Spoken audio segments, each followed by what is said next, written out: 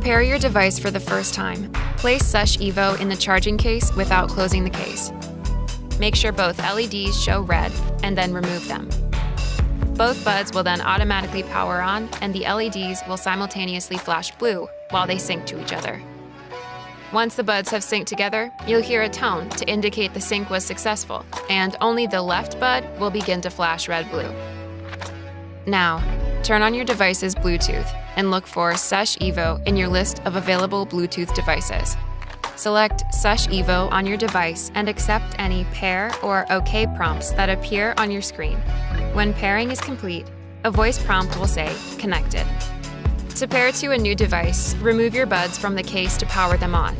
Then hold either bud for 4 seconds to enter pairing mode.